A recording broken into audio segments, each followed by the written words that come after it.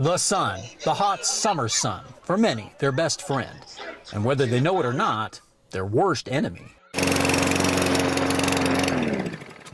Something I keep in mind as I do my yard work. To protect my skin, I keep all the amenities. I have my sunscreen right here. I have long pants on, long sleeve shirt, at least today. My wide brimmed hat, my neck protected to get some of the more vulnerable tender areas back here. And something else, awareness. You see these two dark spots on my left hand? I've been keeping an eye on these for about 20 years or so because I am fair-skinned and I've had several sunburns during my lifetime. But this isn't my story. This is the story of two Central Texas women who both love the sun, but they had to experience the bright sunshine's darker side, namely skin cancer. Deanna Starling opened the door of her McLennan County home to share her story. She and husband Sam are parents of 3 children. She remembers when skin cancer changed her life. I was diagnosed in March of 2011. Had found a spot on my chest that had never been there before and thought it looked bizarre. Had showed my husband. Just kind of contemplated what we thought it could be, not really knowing how serious it could have ended up. I went to a local dermatologist that we had been introduced to. And kind of got, it could be something, probably not, you're young. But it was. A biopsy came back malignant and melanoma, one of the most deadly forms of skin cancer. The word cancer is scary in itself. And when you get a diagnosis of having cancer, your brain automatically goes to the worst possible outcome. That's pretty scary. Similar story for Sarah Threadgill. You may remember she was an anchor reporter at Channel 25 from 2005 to 2010 by her maiden name, Sarah Talbert. She and her husband and 2 sons now call Austin home. She remembers when the darker side of the sun changed her life forever.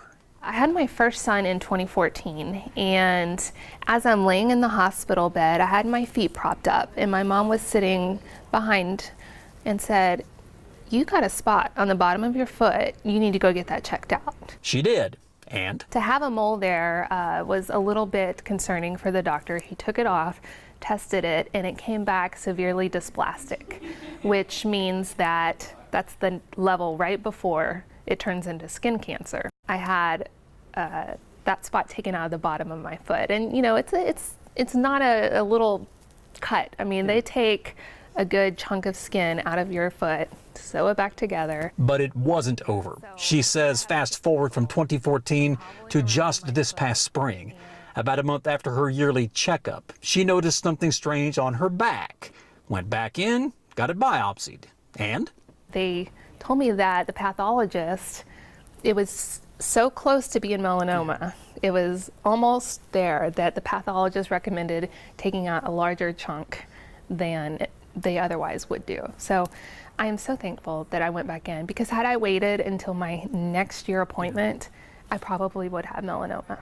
Sarah and Deanna both have more than skin cancer in common.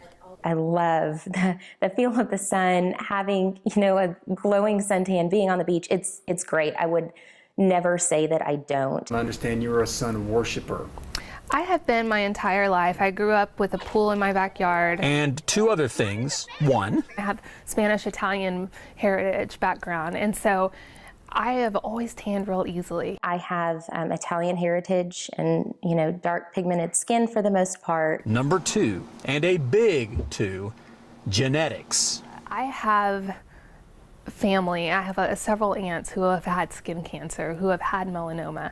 It's in my genes. Sadly, we have quite a few family members who have passed away from melanoma. Big risk, no reward, says board-certified dermatologist Dr. Rusty Rowe. More people are likely to die of melanoma than the other skin cancers out there. So it's one of those things that we take seriously, that we'd like the public and our patients to take seriously, because it's a very survivable diagnosis and a survivable condition if detected early and treated early. Like both Sarah and Deanna were able to do. As far as early detection and prevention, for the rest of us, Dr. Rowe stresses it's alphabetically easy. I educate all of my patients about the ABCs. So if a mole is asymmetric, so if both sides don't look normal, like a nice round mole, that's a concern. So that's the A. Asymmetry. B is borders. If it's a irregularly shaped border, then we have concern. If it has colors, C is colors, multiple colors inside of a mole, that's bad.